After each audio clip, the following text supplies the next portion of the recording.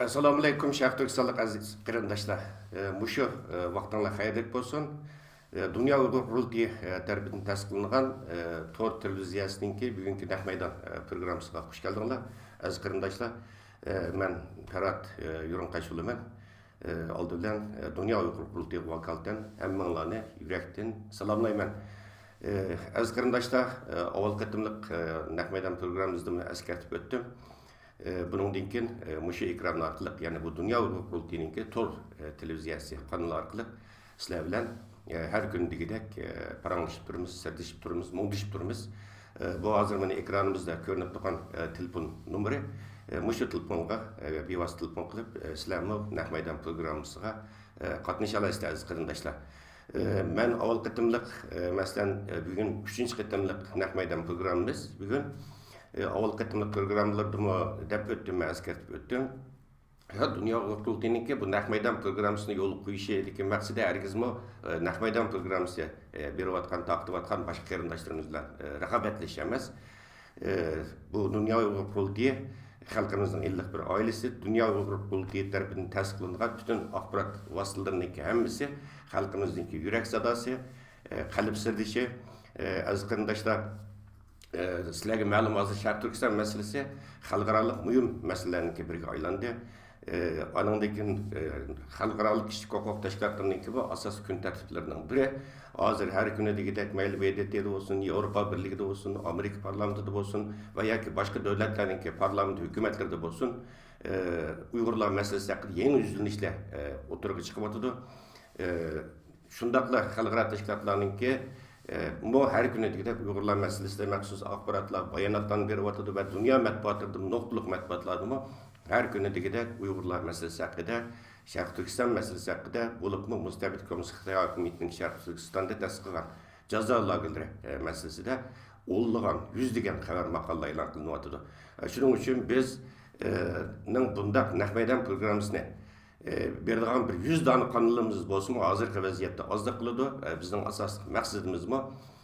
Qarindoshlarimizni Uyg'urlar haqidagi bu xalqarada jarayon qilib atgan Uyg'urlar haqidagi yangi uchurlardan, Xitoy vaziyatidan, Sharq Turkiston vaziyatidan sizlarni yangi uchurlar bilan vaqti-vaqtida xabardor qilib turish aziz qarindoshlar.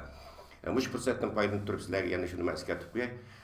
Dünya Uyghur Qurultayı Tashviqot va uchur markazi tarafidan Dünya Uyghur Qurultayı Tor televiziyasi orqali o'tgan haftadan boshlab biz rasmiy haftalik xabarlar programmasini yo'l qo'ydik va o'tgan haftada bo'lgan yangi yuzlanishlar, yangi hodisalar Sharq Turkiston masalasiga doir, Uyg'urlar masalasiga doir yangi yuzlanishlarni atlikka inshaalloh Xudoyim buyursa Dünya Uyghur Qurultayınınki Facebook sayfasi orqali buni aziz qarindoshlar ko'rasizlar. Inshaalloh sizlarning duoyinglar bilan, madadinglar bilan, yordaminglar bilan biz buni davomlashtiramiz. Yana mush fursatdan foydalanib turib, men Dünya Uyghur Qurultayı vakolatan bizningki Dünya Uyghur Qurultayının Tor televiziyasininki barliq kelishiga moddiy va ma'naviy jihatdan kuch qo'shgan, yordam qilgan, madad bergan qarindoshlarimga men qayta minnatdorligimni bu yerda bildirib qo'ymoqchi aziz qarindoshlar.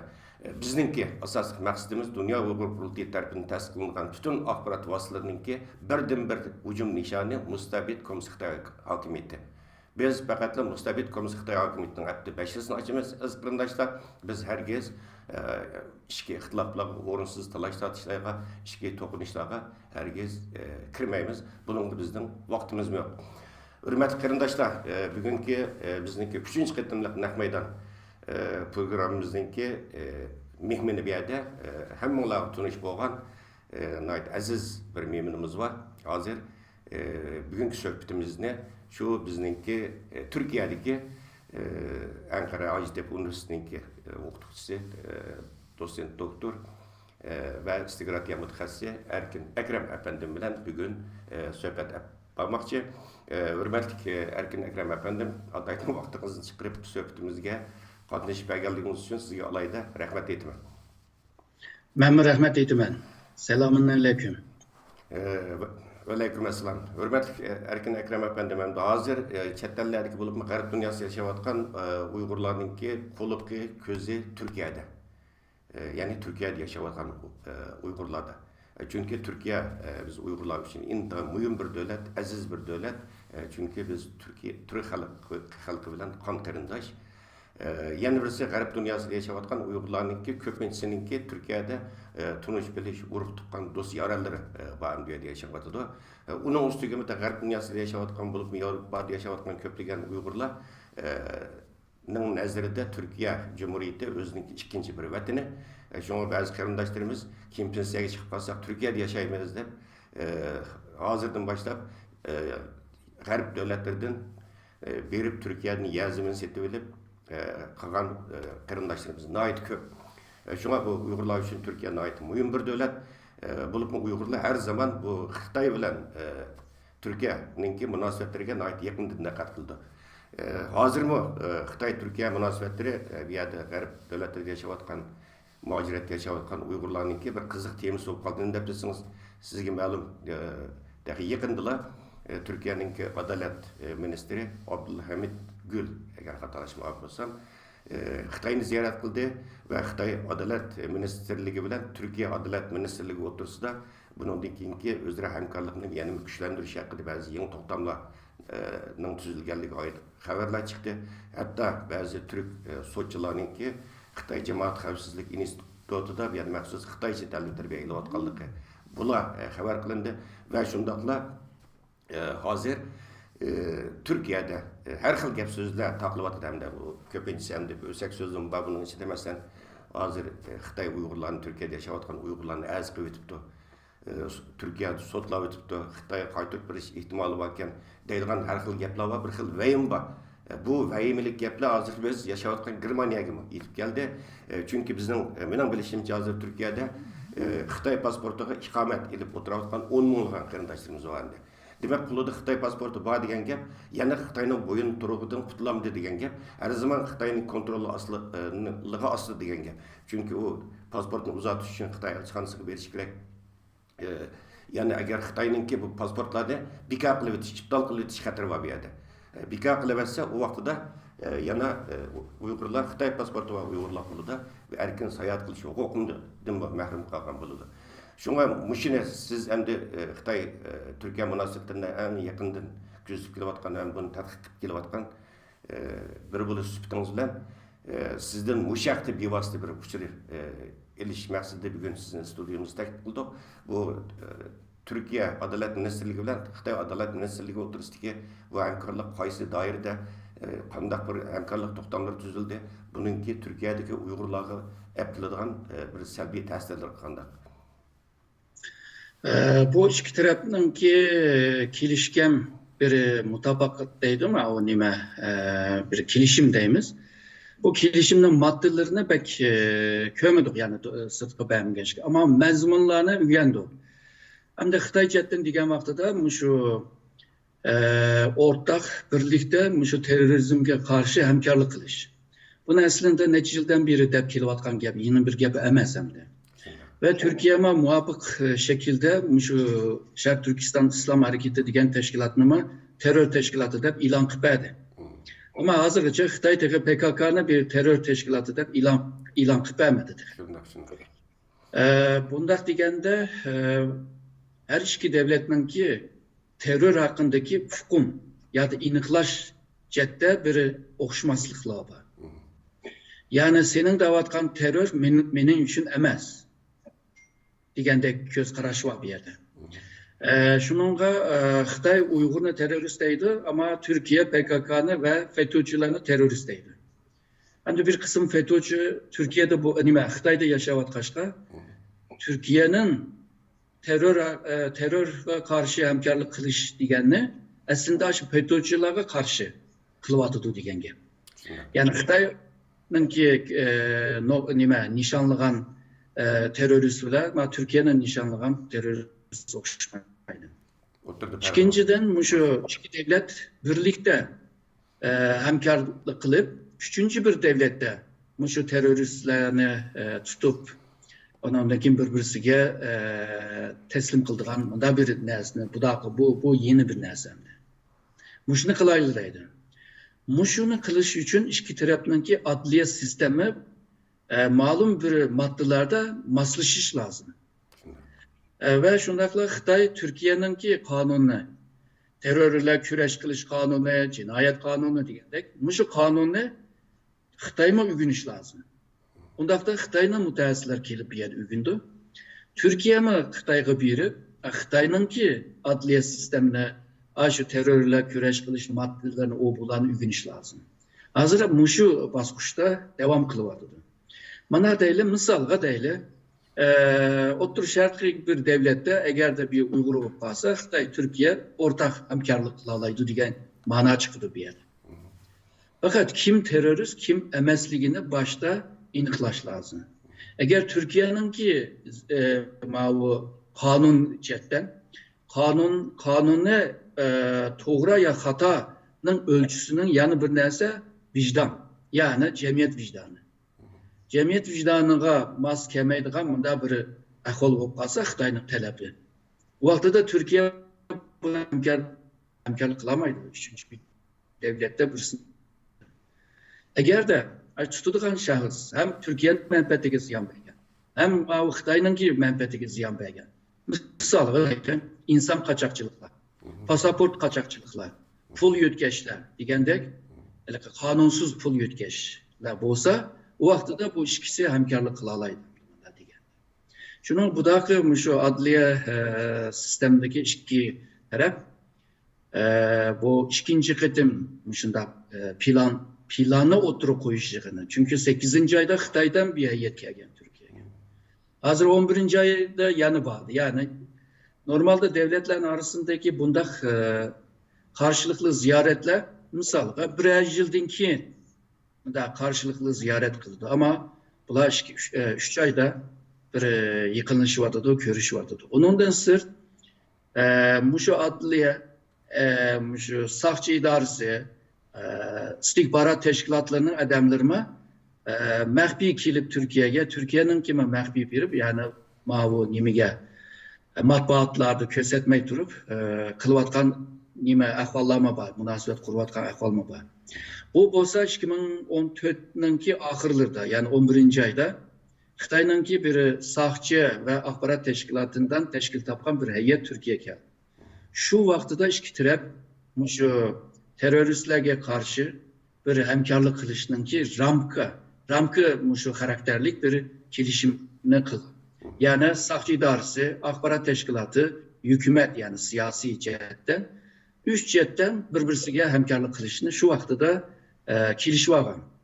Hazır bu karşılıklı ziyaretlerinin bir hemisi muşu ramkı karakterlik kilişimden ki nimisi icraatı hem de. Şuna da Uygurların bazı Uygurun tutuklu bazını koyu tuttu diyen gaplar hem de esasen Türkiye'nin ki kanunuga, Türkiye'nin ki ali menfaatge eğer de çıkılmagan bolsa bunda Uygurlarını kaytırmaydı. Hem de Türkiye virajlarını olan Uygurları mı kaytırmaydı dep oylamı. Çünkü bu bir kanun. Eğer de bunda kılmay kalsa Türkiye cemiyeti belki bunda cim turamaydı. Hazır cim tuğan bile. Doğru. Siz degandek hakikaten hem de bir yerde Türkiye başka devletlerine okşamaydı. Hazır bu mesela biz gerçi hazır meyle Amerika'da olsun meyle Avrupa'da olsun bu Uygur davası nahayet tez terakki kılıvatıdan davanın merkezi bir yer degenimizden Türkiye mi nahayet mühim bizninki Uygurlar için hem Şarkı Türkistan davası için en mühim merkezlerinin biri zaten 50. yılların başları Dementim Buğra, Aysa Yusuf Tekin ustazlarımız Türkiye'ni merkez kılıp bu davanı bağlan ta ki 90. yıllarınki oturlargacha izchil turdi Türkiye başına ahir bu Uygur davasınınki merkezi bulup gelgen. Şunun için bu Türkiye'nin uyumluluğunun yan bir sebebi siz baydap öttünüz nayet yaxşı. Bir yerde bir halk asasımız var bizninki. Mesela bazı milletçi Türklerin bir şuvarın nayet güzel bir şuvar var. Ben nayet yaxşı görme. Türkiye'de 80 milyon Uygur'u var deydem de. 80 milyon Uygur'u var deydi. Bu bizim nayet suyundurduğun birden bir müşket elde birden bir halk asasımız var devlet şu Türkiye hem de. Halkını kollaşık erişken bu nayet mühim bir nerse. Şunun için ciddi halkılık petlerge krizlerge duş kelgen vaqtida Uygurlar bu yerdeki xavf xatarga duş kelgen vaqtda bu yerda xalqning dastigi bo'lgani uchun bu yerda bunu ma'lum men deyotgan vaqtida Uygurlar uchun foydali deb qarayman. Erkin efendi, ben de Bu mesela siz yaxshi bilasiz, ben bu vatanda atalmış Yaqinlik radio stansiyasi muxbirlik qildim, partiya hukumat sohasiga mas'ul muxbirlik qildim. Bu yerda nurg'un ishki hujjatlarni ko'rdim Turkiyaga munosabatda. Yani mesela bu Türkiye bilan Xitoy diplomatik munosabat o'rnatgan 71-yildan hozirgacha nurg'un Turkiya Xitoy munosabatida cho'ng davolg'ish oldu ama ilgirlash bo'lmagan. Mesela yuqori darajalik ziyoratlarmi 15 yılda bir, 20 yılda bir aşınlıqna sus bir şekilde bo'lib kelgan. Uning ustiga qiziq yeri hozirgi Xitoyninki ichki hujjatlarda hozirgacha shu tilga ilinyotidi. Chet eldagi bizni bo'lishga uringan dushman kuchlar, ya'ni dushman davlatlar degan vaqtida Amerika bilan Turkiya birinchi o'rinda turdi. Hozirgacha Xitoy bu xil atashdan voz kechgan. Ya'ni Xitoyning nazarida Turkiya, ya'ni Xitoy uchun eng cho'ng tahdid deb qaralayotgan, hatto dushman kuch deb qaralayotgan bir davlat hamda. Demak, bunda bir munosabat, masalan hozir mayli iqtisodiy jihatdan bo'lsin, boshqa munosabat jihatdan bo'lsin, hozir Turkiya bilan Xitoy o'rtasidagi munosabatlarda bu yerda Turkiyaning iqtisodiy jihatdan bir Xitoydan bir ko'rinarli bir naf olganligiga oid bir nima yo'q. Kuchi yo'q hamda. Hozir qaraydigan bo'lsangiz, mana hozir Xitoy Türkiye'ninki Germaniyadan qolsa dunyo bo'yicha ikkinchi cho'ng savdo sherigi ekan. Ikkinchi cho'ng savdo sherigi ekan. Butun Sharq Osiyodagi birinchi cho'ng savdo sherigi ekan. Ama import va eksport miqdori qaraydigan bo'lsangiz, Turkiyaninki izchil turda ziyon tortayotganligi bu yerda ko'rilyapti endi. Bu Turkiya bularni bilmamdi masalan sizce? Va yoki hozirgi masalan bu Xitoy bilan bu G'arbni asosida uzoqlashib Turkiyaninki bu yerga Shanxay hamkorlik tashkilotiga yiqilishi va o'zini dushman kuch deb qarayotgan bir davlatga bilan har jihatdan, mayli qonun jihatdan bo'lsin, har jihatdan munosabatni kundan kun kuchaytirishi bu Turkiya uchun qanchalik bir foydali, men buni to'g'ri tushunamadim. Türkiye bunu bilidi. Tatvatkan ziyanımı bilidi. Buna karşılıklı ziyaretime tolu değdi bunu. 27 milyar dolarlık bir somu var, ticaret olmanın sonu. Türkiye 2 milyar kazanıyordu, Xitay 25 milyar kazandı. Yani Türkiye Xitay'a 25 milyar dolar kazandırgan bir devlet hem de. Şununla Türkiye şu meselede itiraz kıldığan olsa, Xitay'ın malını çekleş ya da tosaş kılmendiyse kılalaydı. Fakat bu mesele yalnızlı ticaret meselesi emesem. Birisi şu Türkiye'ninki coğrafyadan töpeyli. Türkiye Şark ve G'arbninki arasında qilib bir devlet. Hem bir kısmı deniz hem bir kısmı kurukluk. Şu anşka deniz karakterlik ve kurukluk karakterlik devletinin iki xil karakterini özüge algan bir devlet. Bu devlet ya sırtiki güçle bisip bunu izliyor ya bu içilip tört tarafga içilişe mecbur. Soğuk Jang boyunca NATO'nun ki bir cenubi kanatı bu bedi. Fakat hazır bu dünyanın kurup çıkan bu mevcut tüzüm, yani siyasi ve iktisadi sistem ve dünya tüzümü bozulmadı hazır. Bozulgandan hazır hem devlet bozulgan cereyanda ya da bozulup bolgandan keyin biz neymiş kılımız, nerede turumuz, qanday bir siyasetini ilip barımız deydigan talaş tartışlar payda bolup bu. Şununla Türkiye mi? Bundan keyin biz hazır şu G'arbninki ta'siridan qutulup öz aldığımızga mustaqil bir tashqi siyasetini ilip baralaymiz mı? Yoki Türkiye'ni bundan keyin güçlendiriş için bunda bir strateji planını oturup qo'yalaymiz mı? Degan muştaq savollardan töpeyli to'rt tarafga qarta diplomasi munosabatini ilip beryapti. Yani birisi bu G'arb devletler bilan şu O'rta Sharqdagi meselelerden tüpeyli münasebeti jirikleşişe başladı.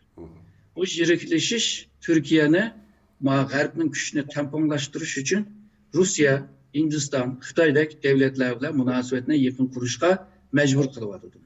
Biz deymiz bu doğru mu, hata mı? Devletlerinki tashqi siyaseti ya da ichki siyaseti doğru ve hata deb ölçem bulmaydı. Yani menfaatga uygun mu, emas mı deb ölçem buludu.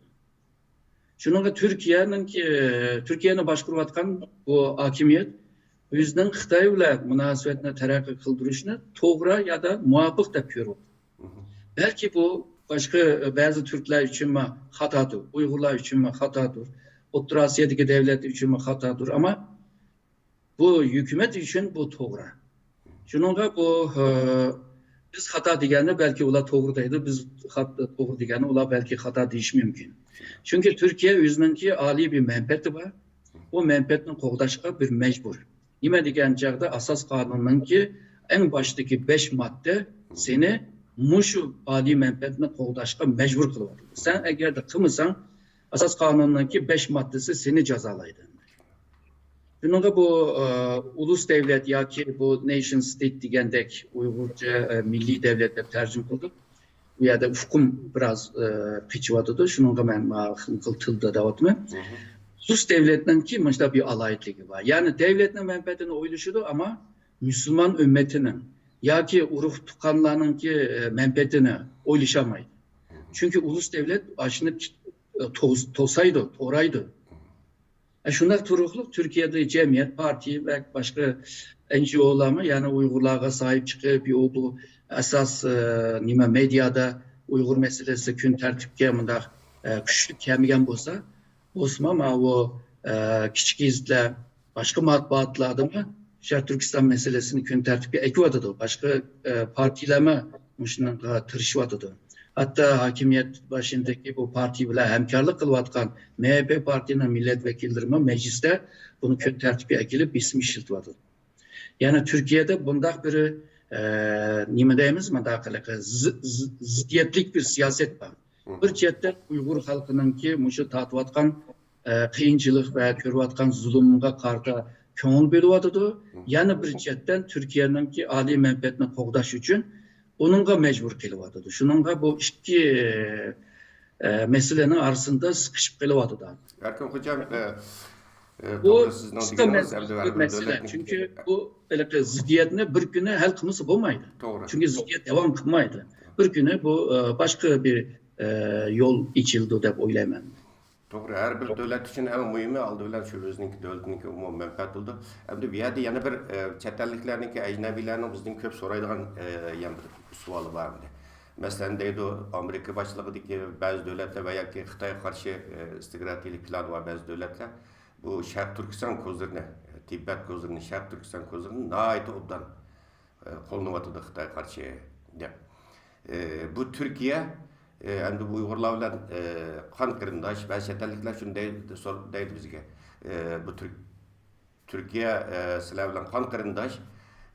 Bu nima uchun Türkiye bu Sharq Turkiston masalasiga chiqib Sharq Turkiston kartini Xitoyga qarshi unumli qo'llanmaydi deydigan bir savollar bor endi. Bunun qanday qaraysiz masalan bu ajnabilarning bu qarshiga? Aslında Türkiye'nin kolu da Uygur kart var. Bu Uygur kartını işletmeyi durup kartını işletgendek oluvatıdı. Yani Türkiye hazır Uygurlarının ki faaliyetlerini çekleş bir kısım yani hemsemez. Çekleş bile birlikte özüyle muşu bir kart diyen gel. Yani bir yerdeki Uygurlarını ben tutup turalayıvadım ben köydüm mü digendek kılıp.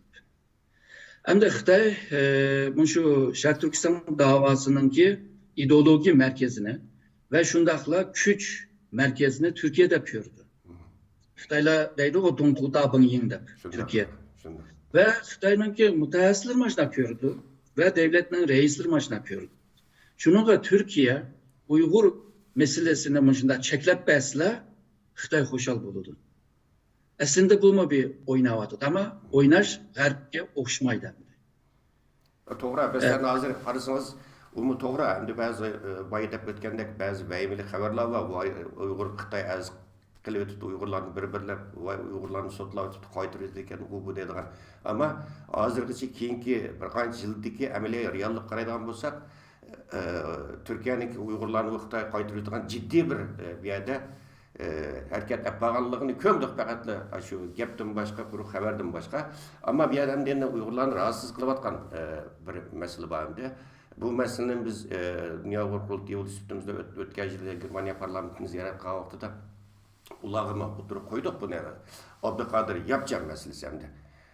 Bütün halkımız tunuşluq Xitoy xalqimiz söýdigan bir dini zatimiz, bir dini alimimiz.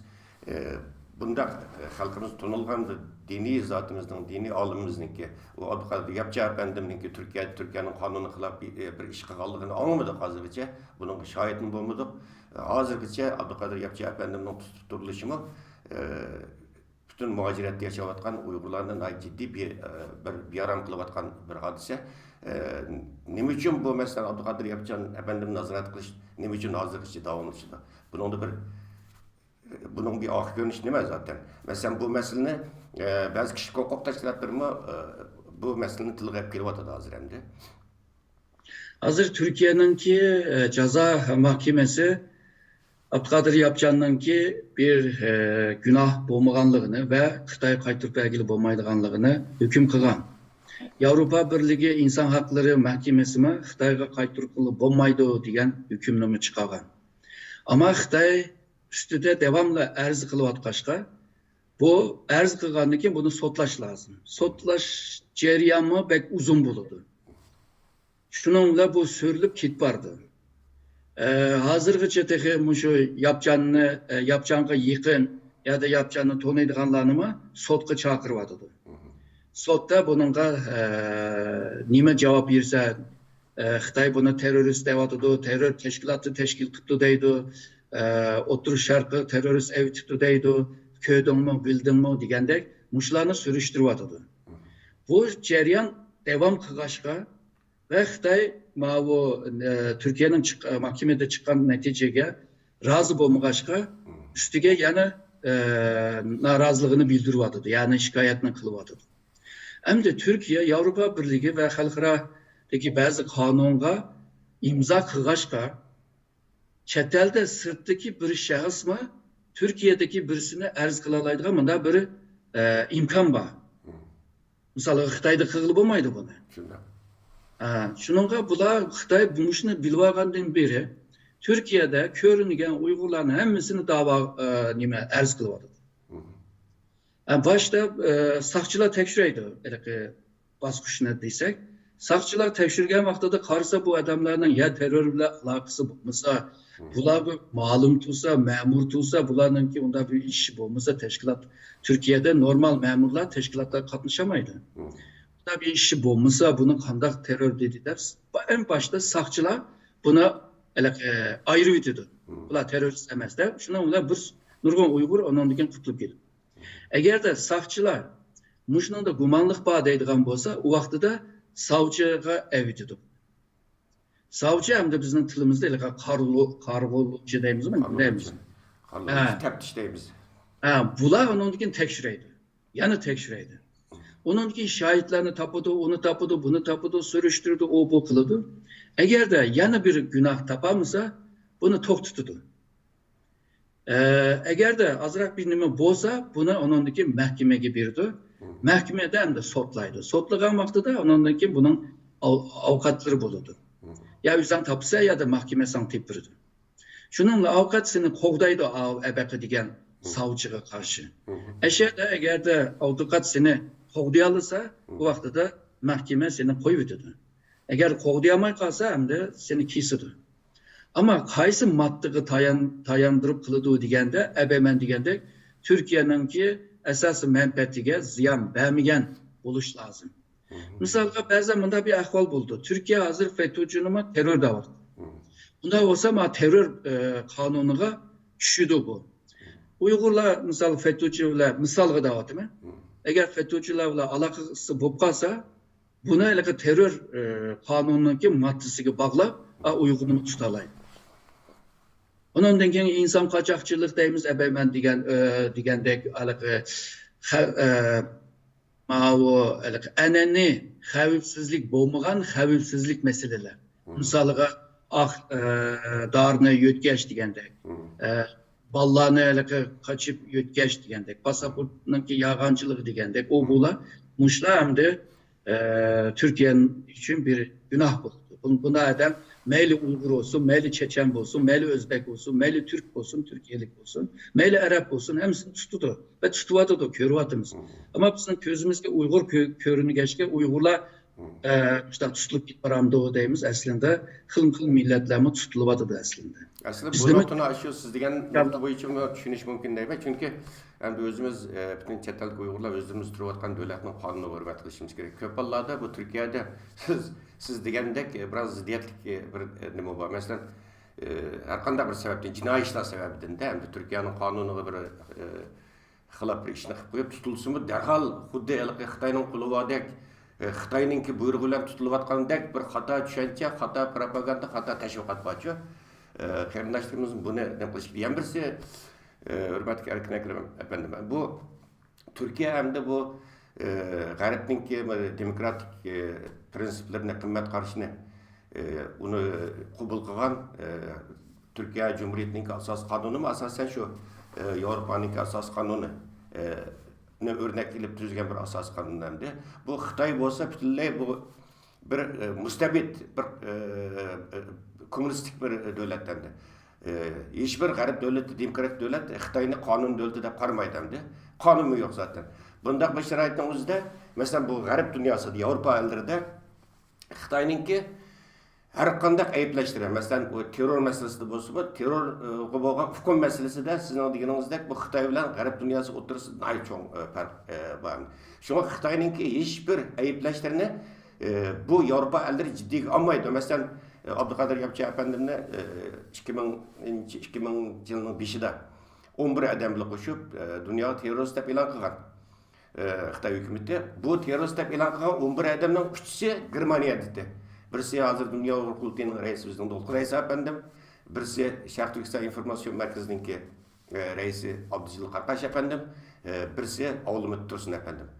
Ama bu Xitoy u terörist deb e'lon qildi, hatto Germaniya hukumatiga arz qildi, qaytarib berishni talab qildi. Lekin Germaniya hukumati toki hozirgacha bir qatim kelib ya Dolqindan ya Avlumit Tursun ya Abdujilil Qarqashdan Xitoy bunda davatidi, bu qanday avval u bu deb so'rab qo'ymadi hamda. O ta'qib qilish, olib so'roq qilish u yoqda tursin, izlab qo'ymadi. Demak, demokratik davlatda Xitoyninki hech bir ayblashni jiddiga olmaydi hamda. Jiddiga olmaydi. Bunda bir sharoitning o'zida Turkiya bir qonun davlat hamda. Bunda bir turib Xitoy bilan qonun jihatdan ishbirlik olib borganligi bu terror hukmi jihatdan shunday cho'ng farq turib, ya'ni terror Zımqı orta qarashtirish jihatimi bu Xitoy bilan bir ishbirlik olib borganligi Turkiyaniki o'zining qimmat qarashlariga xilop emasmi, zid emasmi masalan?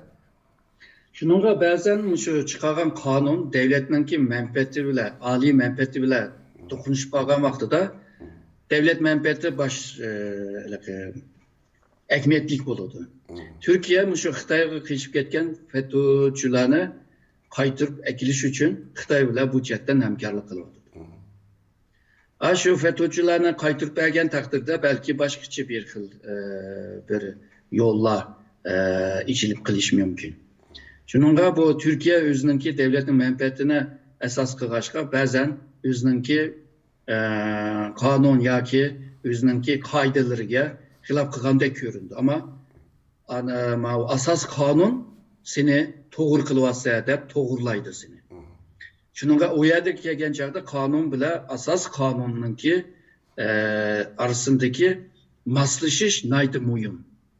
Ba'zi davlatlarning asos qonun boshqacha yozilgan, ammo jazo qonunlari, terror qonunlari, yana bir qonunlar moslashamaydigan ahvol bo'lib qoldi. Ba'zan vaziyat taraqqiy qilgachga yoki vaziyat o'zgargachga, muhitlar o'zgargachga bu qonunlar bir-birisi bilan tushmaydigan ahvol bo'lib qoldi.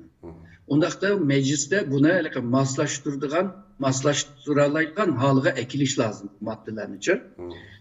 Bu ba'zan muşda moslashamaydigan muşda zid ahvollar bo'lib qoladi. Shuning bilan u deydi, men ma'niga qarab ish qilyapman degandiki, u to'g'ri bo'lib qoladi. Ammo ma'niga qarab ish qilgancha u xato bo'lib qoldi. Hamda qaysi muhim emas, unga qaraydi. Shuning bilan muhimni tanlab qildigan gap. Ya'ni Turkiya hozir g'arb bilan bo'lgan bu yiriklikdan topayli, iqtisodninki chekilib ketishidan topayli, onundaki mal bahasının qimmat bo'lishi bu hamda jamiyatninki cho'ng bir inkas paydo bo'ldi. Oldimizda saylan bor 3-oyda. Shuningga hukumat halkınınki narazılığını yatıştırış için iktisatını yaxşılaştırıyatımız. Buna Xitayda 3.7 milyar dolar geldi. Hani kelgüsünde yani 30 milyar dolar gelmekçi o bu dep durup halkını yatıştırdı ama aşı Xitay'ınki aşı pulğama ihtiyaç ve muhtaç duyuyordu. Bunda bir peyde şu devletin menfaati, âli menfaati en mühim. Hem de bütün dünyanınki şu ulus devlet yani milli devlet kurulgan olsa bunun 3-4 tane âli menfaat var. Bütün devlet için okşaş boğan iki var. En altıdaki devletinki mukumluğu ve devletinki xavifsizliği. İkincisi olsa şu devletinki terakkiyatı. Terakkiyat degende yani iktisat demez. Yani başka sahada terakkiyat. Hem de Xitay'ınki pulu Xitay ile yaxşı münasebet kuruş G'arbga karşı. Bu hemmisi şu en altıdaki bu iki maddedeki menfaatga uygun. Ondaq da biz Xitay ile yaxşı münasebet kursak bizimki menfaatimizga uygun değil. Dep körüp. Yani bu xil ahvallar nima deymiz bu konjonktür deymiz bu yaratılgan vaziyetning töpeyli yani vaziyetten töpeyli şekillengen bir münasebet. Şununla vaziyet özgerse a münasebet mi özgür? Şununla kelgüsünde vaziyetten özgürüşünü biraz küçük bulsak, biraz sabır kısak bunlar ötep gidiyor dep oylayman. To'g'ri, endi hozir masalan mening qarashimcha bu Turkiyadagi Uyg'urlar uchun eng muhim masala, eng jiddiy masala shu vatandoshlik masalasi endi. Chunki qo'lida Xitoydan pasporti bo'lgandan keyin men boy degandek bu Xitoyning bo'yin turubidan qutulamidi degan gap endi. U Xitoyning kontrolidan ta'qib qilishdan qutulamidi degan gap. Bu endi ma'lumotda aytgan vaqtida bir ta'did hamdoshlarga, garchi o'zlari Turkiyada iqomat qilib 6 oylik 1 yillik yashayotgan bo'lsa, ammo qo'lida Xitoy pasporti to'g'an muddatcha bular har zaman bir jiddiy bir xavfga, tahdidga duch keladilar. Şu anda Türkiye'de Uygurlar neçe milyon Uygur yok. Mesela bizde bu garip dünyasında yaşayotgan bazı Uygurların afsuslandığı yeri, biraz narazılığımızın qo'zg'agan yeri Türkiye'nin kendi. Çünkü mesela bu Suriye urushidan keyin 3,5 milyondaydı bazı statistikalarda milyonlagan Suriyeliklerge vatandaşlık, Türk vatandaşlığı berildi. Uygurlarning sonini ular silishtirgan vaqtida, Suriyeliklarga silishtirgan vaqtida hech qancha bir gap emas endi. Bundaq bir sharoitda hozirgacha Turkiyada vatandaşlık masalasini Uygurlarninki eng asosli qiyin jiddiy bir masalasi bo'lib turishi bu yerda bu ma'lumotda aytgan vaqtida biraz bizni afsuslantirayotgan bir masala. Chunki hozir Xitoy butunlay ishini taqib oldi. Chet eldagi Uyg'urlarning vatanchilikka tuqqanlar bilan bo'lgan aloqasini, iqtisodiy aloqalarini butunlay uzib o'tdi. Unda bo'lgandan keyin ularniki nurg'undan Turkiyada yashayotgan qarindoshlarimizninki yer zamini, mol mulki, pul pichaklar hammasi vatanda qoldi. Burun vatanga berib, kelib, savdo qilib qiladi. Ammo hozir undaq bir vaziyat bo'lmagandan keyin nihoyat qiyin ahvolda yashayotgan ko'plagan Uyg'urlarimiz bor. Shu masaladan bu vatandoshlik masalasida bu mening ideyamda o'tmaydigan masala shu. Bu nima uchun Turkiya buning bu masalaga kelgan vaqtida Suriyeliklarga qo'llangan o shafqatni nima uchun soni nihoyat az bo'lgan Uyg'urlar qo'llanmaydi? Bu bir devletin siyaseti hem de. Bir yerde meclisten ilingan bir karar var. Yani en başta şu Suriyeliklerge şu yerimizde iç bireyle müşlarını bakayla diyen bir karar aldı mecliste. Hem de bizimki işine mecliste değiş birden kılıç birden adamlar pek çıkamaz. 3-4-5-10 milletvekili yetmeydi bir kararnamını çıkırış için. Ama hazırki hükümet hem de oturuşak bir alayda oturuşak bir siyaseti bu başka. Bu Suriyeliler için işine içberdi. Suriyeliklerin hemisiga grajdanlık vermedi. Yani bir kısmına verdi. Köpü ama şöyle ikamet ile turvadı. Ama ikametini bergen vaxtida işleyelaydı degan haqqını bergen. Ve şundaqla balları məktəbdə oxuyalaydı degan haqqını bergen. Ve davalaydı. Hatta şu ticaret xana kurup, özününki iş yerini kurup kılalaydı.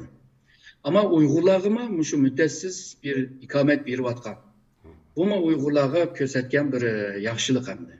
Çünkü ikamet bolğandan Türkiye'de yaşadı hem de müddətsiz, yani uzun müddetlik. Yani Türkiye'de halgancı yaşalaysa degen gibi. Ama bir vatkan ceriyanda tuyuksuzla toktap kaldı. Çünkü bazı Uygurlarınki kılgan bazı nime işleri varmış. Xavfsizlikten ödemedi. Xavfsizlikten ödeme. Soruşturma. Ha. Ondan başka bu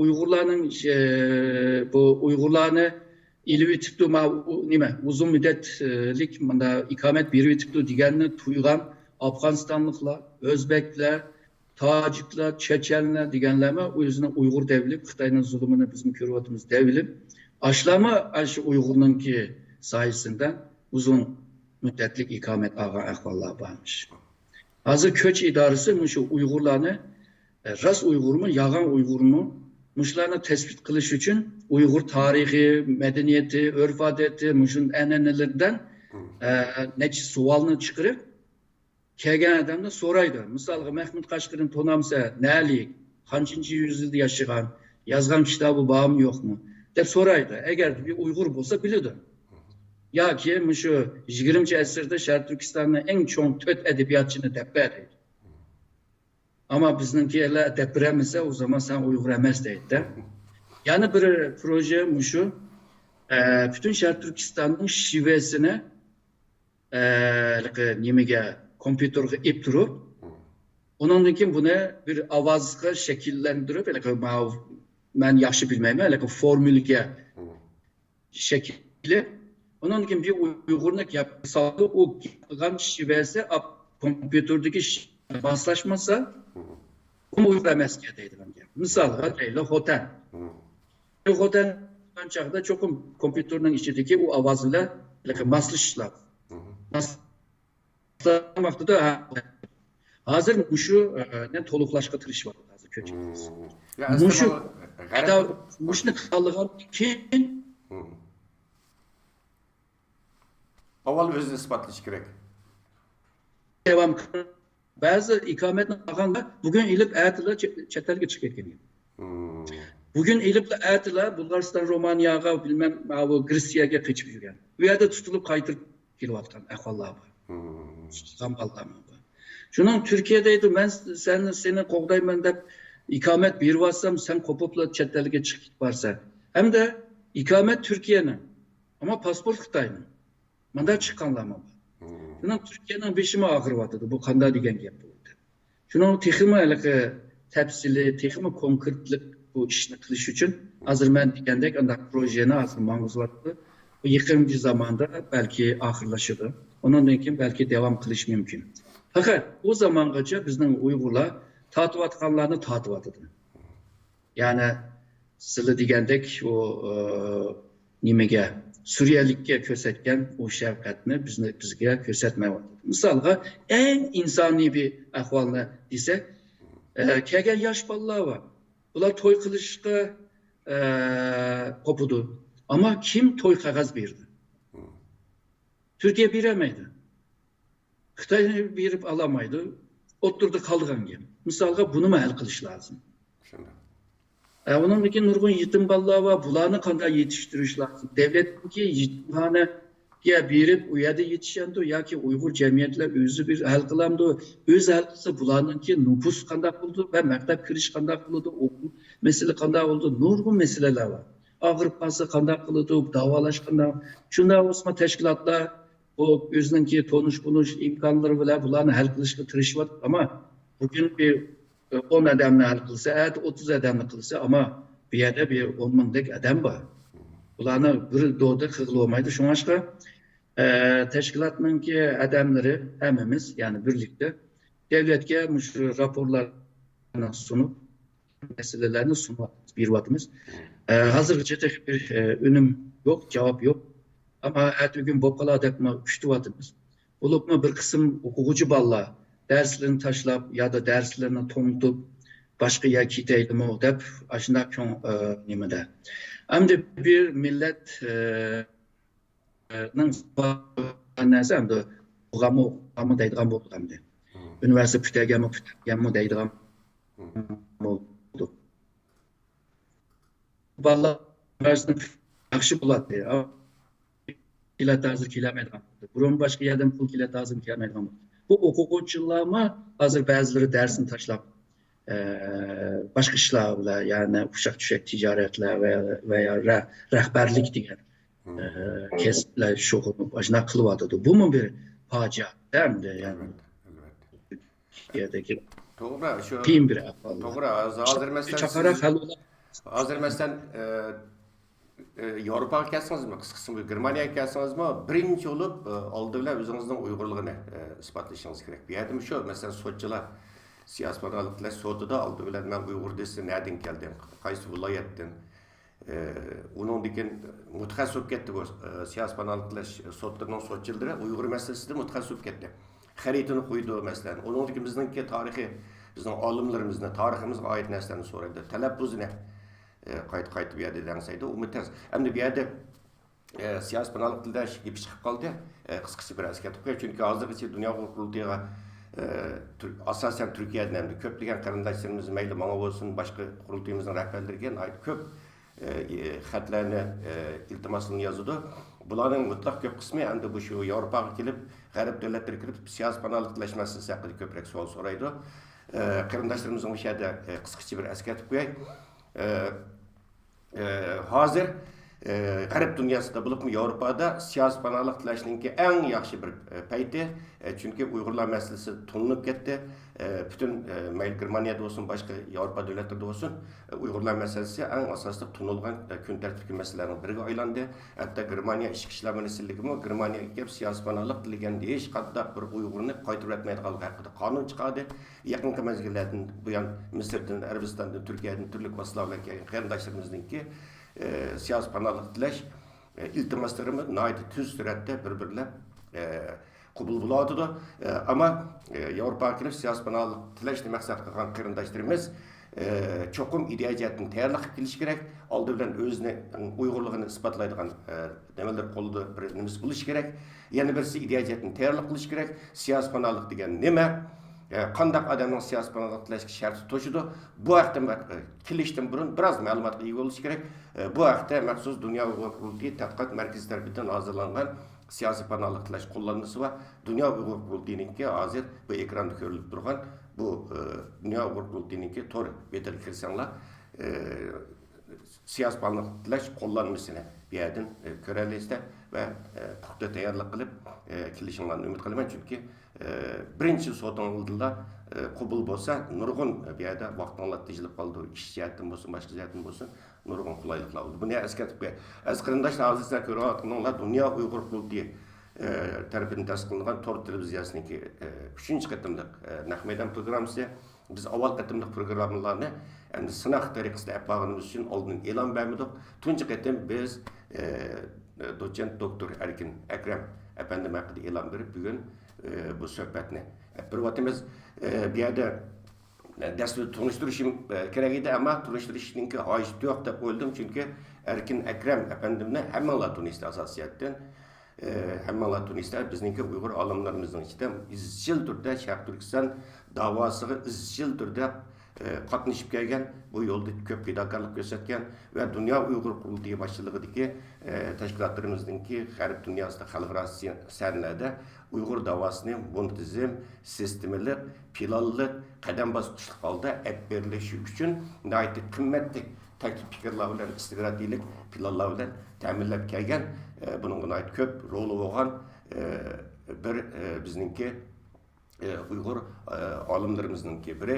Uning uchun bu yerda yana ekran oldida bütün qarindoshlarimizning oldida Erkin Akram efendimizga tekrar minnatdorligimni bildiraman. Shundaqda bizningki Erkin Akram efendim ba'zilarninki xabari bor, ba'zilarning yo'q. Yana bir eslatib qo'yay. O'tgan yili 11-oyda Germaniyaning Myunxen shahrida chaqirilgan 6-navbatlik Dunyo Uyg'ur qurultiyida Dunyo Uyg'ur qurultiyininki strategiya va siyosiy ishlar mas'ul muavin reisi, yani birinchi muavin reisi bo'lib saylangan. Hozirmi bu vazifasini qilyapti ham Dunyo Uyg'ur qurultiyini nihoyat qimmatli strategik plan programmalar bilan ta'minlab kelyapti. Bu mu Uyg'ur davosininki xalqarada taraqqiy qilishi zo'r ish uchun nihoyatda muhim bir rol o'ynab kelyapti. Shundoq qilib bilasizlar, bizningki Erkin Akram hocamız Uyg'urlarning ichidan yetishib chiqqan birdan-bir bizningki istiqrotiya mutaxassisimiz. Xo'sh, yana o'zimizning suhbatiga qaytaylik. Aziz qarindoshlar, hozir Xitoyninki bu yangi Ipak yo'li istiqroqlik plani, bu yangi Ipak yo'lininki bu transport koridori hamda nihoyat qizib ketyapti keyingi mezgillarda. Aziz qarindoshlar, bilasizlar, yaqinda bir qancha kun burun Xitoyninki Karachidagi konsulxonasi qurolli hujumga uchradi, 9 odam o'ldi. Buni Bajuliston ozodlik armiyasi buni o'z ustiga oldi va Xitoyninki Pokiston bilan birlashib, bu yerda Bajuliston xalqininki tabiiy boyliqlarini talon-taroj qilayotganligiga norozilik bildirish maqsadida bu ishni olib aytdi. Bilisizlar aziz qarindoshlar, Xitoyninki bu yangi Ipak yo'li istiqroqlik plani Uyg'ur xalqining qini bilan boshlandi. Xitoy hokimiyati mushu Ipak yo'li istiqroqlik planiniki, ya'ni Ipak yo'li koridorininki bexatarlik kapolatlik qilish, bu koridorni terrorizmdan tozalash degandek banolar bilan bu yerda Uyg'ur xalqiga qaratgan bostirish siyosatini yana oshirdi. Mushu lagerlar masalasini o'tirib chiqishma asosan mushu Xitoyninki mushuni bahona qilib turib, ya'ni yangi Ipak yo'li istiqroqlik plani bexatarlikka kapolatlik qilish deganni bahona qilib turib, bu lagerlar masalasini bu Xitoy bu yerda o'tirib chiqadi. Ama Erkin Ekrem efendim, sizden şunu sormak istiyorum. Mesela hazır bu Bajuliston bu hem de Xitoyninki bu yeni Ipak yo'li istiqroqlik planı hem de bu Şarkı Türkistan'da ait mühim bir konu hem de. Bu tazı Xitoy o'zi plan qilgandek bir ilgirlashlikka hosil qilinmaganligini ko'ryapman men shaxsan o'zimda. Bu transport koridori mesela. Bu ayımız asasen Afganistan, Badakhshan vadisinden, onundaki Pakistan'dan bu Bajuliston rayonları bu nihayet mühim bir koridor hem de. Bir yerde nihayet ciddi bir mukumsuzluk var. Bu Xitoyninki bu yeni Ipak yo'li istiqroqlik planınınki muvaffaqiyatlikka erishishga nihayet zo'r bir to'salg'i bo'layotganim bor. Uningdagi yana ba'zi matbuotlardan shuni ko'ryapmiz. Xitoy bu koridorninki, ya'ni Afg'oniston, Badakhshan vadisininki Bajuliston va boshqa transport liniyasininki bexatarlik kapolatlik qilish uchun Taliban bilan to'xtam tuzganligi va Talibandan mushu koridorninki transport koridorininki bexatarligini qo'llashni bu yerda Talibandan talab qilganligini xabar qilyapti. Yana o'tganda siz aytgan xabar Xitoy jinoiy cho'ng bir maqola e'lon qilindi. Bu maqoladami Amerikaniki va ba'zi g'arb davlatlariniki Xitoyning shu yangi Ipak yo'li istiqroqlik planni buzg'unchilik qilish uchun, buning transport koridor liniyasiga hujum to'sash uchun Suriyadan bu yerda Al-Qoida ISISchilarni mushu koridorga, Afg'onistonga, nimalarga, boshqa rayonlarga, hatto Sharq Turkistonchilarni yo'tkazdi degan xabar bor Xitoyninki yozgan dokladida. Opirib bularni Taliban qarshi selib bu yerda Xitoyninki mushu koridordan muvaffaqiyatli o'tishiga zo'r to'salg'i qilyapti degan xabar bor endi. Sizcha bu Xitoyninki bu istiqroqlik yangi Ipak yo'li istiqroqlik plani endi dastlabda buni qo'llaydigan davlatlarning aytib ko'pdak ko'ringan, keyin ba'zi davlatlar chekinib chiqyapti bundan endi. Siz buni qanday qaraysiz? Masalan, Xitoyninki Xitoyga nima uchun bu Bajuliston nima uchun Xitoy uchun aytib muhim, nima uchun bir yerda doim bu boqimsizlik omillari, ya'ni Xitoyninki masalan bu elchixona hujum qilish vaqasidan burun zaten bu yerdagi Xitoy texniklarga nimalarga hujum qilish, o'ldirish vaqalari bo'lgan, demayman endi. Afg'onistondan bo'ldi bu ish endi. Bu qanday ahvol, siz buni qanday qaraysiz shu yuzini ishlaganda? Hozir Xitoy shu Tibet va Sharq Turkistonni chet rayon emas, ichki rayonga aylantirishga tirishyapti. Nima degan vaqtida Tibetning shu Nepalga bog'lab, ondan keyin o Bengal qo'ltig'iga erishish. Ya'ni Tibetning ustidan dengizga erishish. Sharq Turkistondan shu nimaga Gwadar nimaga portga erişiş ve şundaqla Hind okyanusiga kirish. Agarda Tibetdan bir dengizga, Sharq Turkistondan bir dengizga kirgandan keyin, undan keyin bu chegara rayon ichki rayonga aylandi. Bu bir strategiya jihatdan tushungan bir tushunchasi. Shu sababdan tupayli shu Sharq Turkistondan, Qashqardan, shu Balochistondanki rayondan o'tib, Balochistonga tava bo'lgan abaqi degan G'adarga erishish. Bu erishishninki maqsadi shu edi. Chunki dengizda kim eng kuchli? Amerika. Dengiz yo'li boshqa quruqlik yo'llariga o'xshamaydi. Dengiz yo'lini bir yerini kesib olsang, hamma yer tugdi degan.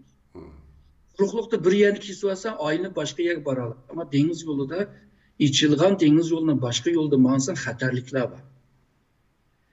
Shuningga bu Amerika eğerde shu Malaka bo'g'izini, ya'ni Singapurninki joylashgan yerdagi Malaka bo'g'azini to'rib olsa, men G'adar nimada portdan Qashqarga erishib ketaman, sen meni to'siyamaysan deydi. Uni yetmaydi, hozir shu nimada Burmadan, ya'ni Myanmardan yana bir yo'l ichib ya'ni dengizdan Burmaga keldi, Burmadan uni keldi. Bu mu yetmeymadı? Onun için Tayland degan devletninki tövengi qarsak, u yer inçik bir yer var. Dengizga qarab mangan. Shu yerdan bir kanal açmakçı Xitoylar ve onu planlab bo'ldi. Shuningga bu yerda Xitoyga kira oladigan 3 kanal var. Yani bu Malaka bo'g'aziga bormay turib, yani Amerikaning kuchi yetmay turib, men shunday qilaman deydi. Bu jihatdan degan joyda Sharq Turkistondan Balochistonga erishib, dengizga ichilgan bu yo'l Xitoy uchun aytib muhim bir yo'l. O'z vaqtida 2. Dunyo urushida Japonlar bütün yo'llarni to'sib olgan. Shu Sharq Turkistonning yo'li bilan Amerikadanki, Sovetlarninki, boshqa davlatlarning yordami Sharq Turkiston vasitasi bilan Xitoyga keladigan. Shuning buni Xitoylar yaxshi bilgachga, jankesh yaxshi bilgachga. Ama Moğoliston, tashqi Moğolistonni berib o'taylik, mana Sharq Turkistonni bermayli degan. Ve en ahırki kunda imza atılgan çağda, mesela 45. 14'e yani için 14 ama Xitoy için 15. yıllarda imzadan bir gün evvel şunu diyeyim. Yani Sharq Turkiston Xitoy için stratejiya ehemmiyeti var. Buna to'la dedi. Mayli o'zininki boyligi bilan, mayli joylashgan yerninki nazik ve nihoyatda ehemmiyetlik bir o'rni buluşuyoruz kütübde. Xitoy bu Sharq Turkistonning muqimligini qo'llash uchun hamma nimani bera oladi. Misolga Janzamin o'z vaqtida degan, G'arb shimolni ichishningki markazi, ya'ni ig'irlikning ig'irligi Sharq Turkiston. Undan keyingi raislar hammasi buni da'vat etdi. Xi Jinping rasmiy rais bo'lmay turib ziyoratga kelgan, u yo'l bo'yi shuni degan. Yani bütün Xitoy raislari Sharq Turkistonninki ahamiyatini biladi. Ama bu Pakistan bilan ulangandan keyin Sharq Turkistonning ahamiyati texmi kuchli bo'ladi. Sharq Turkistonda Qozog'iston, Qirg'izistondan chiqib, ondan keyin O'rta Osiyodan o'tib, Ironga kelib, Irondan Turkiya, Turkiyadan Yevropaga o'tish Sharq Turkistonninki ahamiyatini texmi kuchlantirgan. Endi Balochistonga kelsak, Balochlar o'zini boshqa bir millat deb ko'rdi. Pokiston deb ko'rmay, bizning atubimiz boshqacha. Endi ular qayerdan kelganligini bilmaymiz. Nima? Kelib chiqish jihatda xil bu nimalar bor. Gaplar bor. Ammo muhim bo'lgan o'zini qanday his etish. Shuning Balochistonliklar shu Sovetlarninki vaqtida Sovetlarninki yordamiga erishgan bo'libmi? Shu Afg'oniston 79'da Afg'onistonga kirgan jarayonda, ya'ni ishg'ol qilgan jarayonda Balochistonliklarni kuchlantirgan. Keyin bu Sovetlar ittifoqi yemirilgandan keyin bular qolgan. Keyin Taliban'a karşı, El-Qaide'ye karşı Amerika bular bilan yaqin munosabat qurgan. Ama bu Balochiston bu azatlık teşkilatı şu rayonun azatlığı için biz şimdi küreş kılıvatımız deydi. Məqsədimiz bu deydi. Ama deydi Xitoy'nın ki bu İpek yolu strateji planı bizni vay kılış emez, bizni tek mükemmelleştirir. Bizni müstakil kıldırış emas, texmi Pakistan'a bağlaş. Şunga Xitoydagi bu strategiyasiga biz qarshi. Shunga biz bunga hujum qilib. Eng oxirgi bu urushda, ya'ni bu nima Xitoy konsulligiga hujum qilishda ba'zilari shuni dedi. Yana bir sebep bizningki Sharq Turkistondagi Uyg'ur musulmon qarindoshlarimizga Xitoy zulm bizmi yana Xitoyga qarshi davlat. Agarda Balujistonda bir tinchlik ya da muqimlik qurolmasa, o zaman Qashqardan shu Hind okeanosiga mangan bu yo'lma xatarlikka kirdi. Ondaqda Pakistan hukumati bu yo'lni qo'g'dayman deb texmi Balujistonliklarga besim ishildi. Bu armiyaga qarta qilgan besim balki xalqiga bo'ladi. Va xalq undan keyin boshda armiyalarga bir besim bo'lgan bo'lsa, endi xalqiga besim bo'ldi. Xalqningki to'paykim Pakistan hukumatiga, Islomobodga qarshi chiqadigan vaqtda, u vaqtda Pakistan texmi qiyinchilikda bo'ldi. Pakistan yolg'izla bu Balujiston emas. Burun shu Bengalma Pakistandan ayrılgan. Ve Pakistan'ın içinde bazı vilayetler Pakistan hükümeti bileme çık mesele var. Yani Pakistan, Afganistan'dan ki bölünüş xatarligi var yani. Yaxşı qo'llayalsa bo'ladi, yaxshi qo'llayolmasa qiyin ahvolga tushadi. Agarda misol qadayli hojindigan ahvol bo'lsa Xitoyninki bu yo'li xatarlikka kirdi. Xatarlikka kirish kimninki manfaatiga uygun buludu, ona sözleş tez emas, yani tepish tez emas. Hindiston, Amerika yoki u rayondagi davlatlar. Shuningga Pakistan Hindistonni tanqid qilyapti, sen Balujistonlikni qo'llab qilyapsan. Endi bu bir mesele bo'lib qoldi Pakistan uchun. Pakistan Hindistonga qarshi takabül turuş için Xitoy bilan yaxshi munosabat qurishga mecbur. Yani ihtiyaç var. Ama Baluchistan'daki yaratgan bu mesele hem Hindistan'a takabül turuşda acizleşip kaldı. Çünkü senin içindeki bir millet başka bir senin düşman devletin bile yakınlaşmadı diyen. Hem de bu Xitoy'ninki rayondaki Pakistan'daki menfaatini qo'llashtirma qiyin bo'ladi. Çünkü o'zininki devletinin halkı isyan qiladi. Şunun Pakistan hükümetinin üçünü naiti qiyinchilik bir ahval. Onundaki Amerika Pakistan'daki Pakistan kılıvatkan yardım pullarını hazır vermezlik kılıvatıdır. Yani Pakistan bunda ahvalda Türkiye bile, Xitoy bile, şu iki devlet bile yakın münasebet kuruştan başka ihtimal Rusya bile ama yeniden bir münasebet kuruşunun kimi ihtimali var deb o'ylayman. Şunun bu rayon Pakistan ve Afganistan muqimsizlik devam kıldıgan bolsa, sılı degandek sırttan kelib qolgan bu kuchlar bu yerga kiralaydi. Ertügün misalga O'rta Osiyoda mana shunday bir qaylamqanchilik chiqib qolsa, cho'nglar o'libchi, davlatni hokim bo'la oladigan otoriter liderlar agarda ketib qolsa, u yerdami bir tinchsizlik bo'lib qolsa, u yerga kiralaydi bu kuchlar.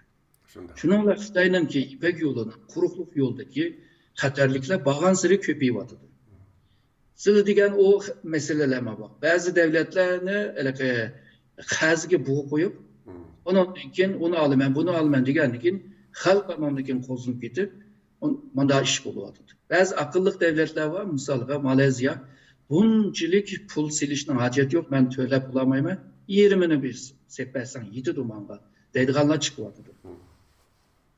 Kelgüsünde misalga Avrupa Birliği'ye kartama şu Avrupa Birliği'ni bölüşününki bir siyaseti. Misalga Orta ve Şark Avrupa 16 devletine jığıp Xitoy yani 16 plus 1 yani 1 yani Xitoy 16 diyen Avrupa devleti. Bir koşul kuruladı. Bunun içinde Germaniya yok, İngiltere yok, Fransa yok, başka her Avrupa yok. Ondaqda Avrupa'nın içima Xitoydan tüpeyli, Xitoyning bu siyasetinden tüpeyli. Bu bölünüş Avrupa Birliği'ni rahatsız kıldı. Çünkü onu xalamaydı. Qancha yıldan beri, hatta bir asır oldu. Mujna Avrupalıkla birlikte olsa da, Avrupalık degan naytı jakalap, naytı buna içini toluklap kılvassa, Xitay eğer buna bölpesi, ulama hatırcam bulamaydı. Ondaqda Xitay'nınki kuruqluqdaki bu İpek yolu xatarlik astığı kırdı. Xitay şunda yaxşı planlagan, ama bazı narsalarni planlagan ya da oylagandek olmayıvadı. Hem de Xitay Şarkı Türkistan'daki siyasetine oңşamay kalsa, bu yol her daim xatarlik astıdı bulunur. Şununla bu Şarkı Türkistan şu Xitay'nınki kuruqluqdaki bu kanatında naytı moyun bir rol oynaydı. Yani bir devlet olsa Türkiye. Eğer de Türkiye olmasa Avrupa'ya erişemeydi. Çünkü Xitay'nın məqsədi Avrupa bazarı ile Xitay bazını birleştirir. Türkiye eğer de tosaqlıq olsa o mu ödemeydi? Şarkı Türkistan tosaqlıq olsa işikti mi çıkamaydı? Darvazdı mı çıkamaydı? Şununla bunundan ki Xitay'nın siyaset hakkı Şarkı Türkistan'da uygulanı tığımı ezip kılış, ama 2017'de kılgan bu zulümler 2018'de halkaradan çoğun bir inkaz geldi. Xitay hem de bu inkazga karta yana bir işler kılış lazım. Eğer de bu inkazga doğru cevap veremegen takdirde Şarkı Türkistan'daki bu siyaset iflas olur. Yani tügüşür. O vaxtda da Şarkı Türkistan'da tığıma bir hukumsuzluk olsun. Ve Xitay'nın içinde bir siyasetler kaydetme Urşiderle çık gelse, cidden bir çadar çıksa, Şarkı Türkistan'da başka bir akıl çıkıp. Ben de 20 yılın içinde çık nesle özgürdü de oylayamam. Dünya boyunca. Şunun Şarkı Türkistan'ın tarakkiyat, yani bunun ikinci tarakkiyatiga hazırdan başlap da onun planlarını kılış lazım. Şu siz dep ötkendek toğra, hazır meselen şu ceza lagırları meselesi de bulup mu? Xitay bu ceza lagırları projekti Xitay'nınki şu İpek yolu istikratlılık planınınki en asaslı bir terkip kısmında. Amallıqni qo'dayman degan quruq bani bilan uni bani qilib turib bu mu hozir endi xalqarada shundaq bu hech Xitoy tasavvur qilmagan bir besim qiluvchi kelyapti hozir. Masalan Amerika maxsus qonun loyihasi hozir sunildi. BDT'de qattiq ayblash uchirdi. Yevropa birligining qattiq ayblashi uchirdi. Har kuni qattiq Xitoy Xalqarni to'xtat, yetdi. To'xtatsa besimga duch kelyapti. Endi demak yana birisi Xitay'nınki yeni İpek yolu istikratlılık planı. Bazı çetellikler deydemdi. Bu Uygurların takdiri için bir fırsat deydemdi. Bu sizce bu nemin üçendirdi mesela? Kanday bir fırsat? Yani İpek yolu stratejisi deniz yolu da Amerika var. Amerika dünyanın en çok deniz devleti. Amerika'nınki kurgan bazılarını qaraydigan bolsak denizde. Her qanday kemilerini tosyalaydigan, her qanday yolunu to'xtatalaydigan kuchga ega. Agar Xitoy bilan ichib qolsa, bu yo'lni to'ssa, Xitoy dengizdan chiqamaydi. Chunki Xitoyninki hozir armiya kuchi va havo kuchi Amerikaga teng kelamaydi. Undan boshqa Amerika Xitoyga qarshi yeni qurollarni ijod qilyapti. Bu shu nima urush parxodlaridan şu hava boşluğuna kadar kurallarını yeniden yasakladı. Burunki kuralları misalga zembrek olsun, top olsun, şu gemi olsun, arplan olsun, bula Sovyetler İttifakı'na karşı yasap çıkan. Hazır Xitay'a karşı yasakladı. Şunun denizde Amerika tosyalaydı. Ama kuruklukta Amerika'nınki bazıları pek yok. Mesela Orta Asya'da yok. Yok, doğru. Afganistan'dan başka. Ondan keyin bu Şarkı Türkistan'da mı təsirlik emas? İran'da mı təsirlik emas? Hazır Türkiye bilan bo'lgan munosabatning yirikligidan tufayli təsirlik emas. Bundaqda quruqlikda Amerika bir iş qilish lazım. Amerika eğer de bu İpek yolu projesini to'xtatamasa, Amerika xalqarodagi bütün yer shahardagi iqtisodiy va ticari huquqini yutib qo'ydi.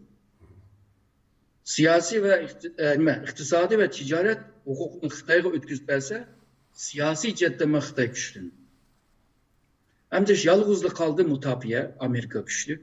Ama Xitayma güçlü kilovadı. Şununla Amerika'daydı 2030'gacha Xitayni tizginleştiremezsek Amerika hem de şu Cihangir devletinin ordunu güçlü koydu. Şunaşka hazır Amerika şu ticaret uruşuyla başladı. Xitay eğer de maslış göremese ya da ne deyimiz keynige kadem desmese ticari uruş, iktisadi uruştan siyasi uruş, siyasi uruştan mutabiye uruş, burada yiyilip miniş mümkün yani. Çünkü bazı kademler destek bolğan için keynige qaytış kıyın bu. Bunu Amerika Xitay arasındaki bu cidel eğer de keynige kadem destekke imkan bulmaydigan bir vaziyet bolup kalgan vaqtda bu vaqtida Tibet meselesi, Uygur meselesi, Mongol meselesi, hatta Mançurya meselesi hepsi oturup çıktı. Bunun için bu rayondaki devletlerini teşkil kılışkı başladı. Bu vaqtida anandaki Uygur meselesi bir insan hakları meselesinden stratejik bir meseleye ayrım kılış mümkün. Bazı mutahassisler şunu körüvadıdı. Muşunu kögeşke deydi. Burun Xitay oturhal bir devlet, hiç kim onunla düşmanlık kılmaydı deydi. Hazır yükselgendin ki hoşun devletler hemmisi hatırcam emez. En yaxşı dostu boğanmış Pakistan'ıma tüzdürek koldayamaydı. Onun başka hoşun devletler bekme yıkın emez. Ama Xitay çoğun devlet olgaçka yaxşı münasebet kuruşka mecbur buluvadı da Otur Asya'daki devletler Moğolistan'la diyendek. Hem de bunda bir peytte Amerika'nın mı Xitay'ına düştüğünü rakip kögeçke bunda bir ahval oturup çıkmak. Bu sırttaki bu bizim iktisat cetten, ticaret cetten bizim kegenlekin Xitay'ını acizlaştıralaydı. Bu acizlaştırış Xitay'ınki merkezi hakimiyetini mi acizlaştıralaydı ahvallar var. Bu tarihte mi nurgun körüngen ahval. 19, 11, 12'de mesela 1912 2. ayda Mançur İmperiyası padişahlıkını ötküzbeydik bu nimige, Yuan Shikai o kopup 5 millet ile cumhuriyet kurdu dedi. Şu çağda 18 ülke Xitay'dan ki 15'i müstakillığını ilan kıldı. Yani demek ki bir kaynakçılık çıkan vaxtıda Xitay ülkeleri müstakil bulmalıdır diyen. Tarihte mi bunda bu? Hem de Şərq Türkistan'dan başkurup Xitay'ma müstakillığını ilan kılandı ya ki Uygurlar ilan kılandı. Bunda da Uygurlar teyya buluş lazım. Yani mutahassislerle devatkan bu Uygurlar bir fırsat digine şu yoldan devat. Yani bazen devletle güçlü olsuma yıkılışma pek güçlü bulunacak. Şunda 630'da Köktürk Devleti çok suda yaşavatkan vaxtıda vakılı çıktı. Buna misallar var. Şununla hazırdan başlap muşunda bir varyantga karşı tayarlıq olsa garipliklarının diyen fırsatını tutalayız. Doğru, şu gariplikler daim bizge deydi o fırsat tutanlar. Hem de fırsat tutanlar digenlik xulap yetanlar digenlik emas. Hem de bunun her cihetini tayarlıq kılışımız gerek. Siz digendek ideya cihet. Çünkü fırsat tayarlıq bulan adamga kiloda. Tayarlıq bulan adamga kim kalsın ödep gidiyor. İdeya cihetini tayarlıq kılışımız gerek. Bunun da hareket cihetini hazır duruşumuz gerek. Plan cihetten, her cihet. Bu naydı toğra. İnşallah bizge ma'mun bir günü özümüzdeki müstakil hür bir vatanında yaşaş nasip kıla. Hürmetli Erkin Ekrem efendim bugün sizin cak vaxtınızda kettik. Naydı obdan bir söhbet oldu. İnşallah bunun dikken sizin daim şu ekranda avarıklımızdan bunun dikken bugün başta oldu. Şunun için sizge qayta teşekkür ettim. Başka nurgun suallar vardı, nurgun temalar vardı. Vaqt münasebetiyle bunu keyin gap koyduk. Hürmetli bizning istiqolat mutaxassisimiz ve Dünya Politininki ma'mur reisi Erkin Ekrem efendim bilan suhbat o'tkazdik aziz qarindoshlar. Şuna bugünkü suhbatimizni inşallah oxirlashtirmoqchi Erkin Ekrem efendim sizga tekrar rahmetimni, minnatdorligimni bildiraman. Ben köp rahmet etime beni ekranga çağıranlar için. Ben ait hoşsan buldum. Beni kögenler için Allah onlardan razı olsun. Onlara salamet dileyim. Sizlerge muvaffakiyet dileyimiz. Rahmet. Assalamu alaikum Şərq Türkistanlıq aziz qarindoshlar.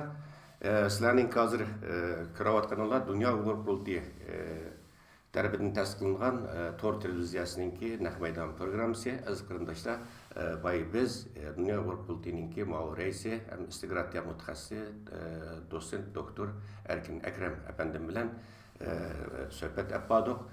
Bundan keyin inşallah her günü muşu ekran arqılıq sizler bilan ko'rishib turamiz, didarlashib turamiz, suhbatlashamiz. Aziz qarindoshlar, ekranda ko'rinib turgan telefon nomeri sizlar bevosita telefon qilib sizlarmi suhbatimizga qatnasha olasizlar.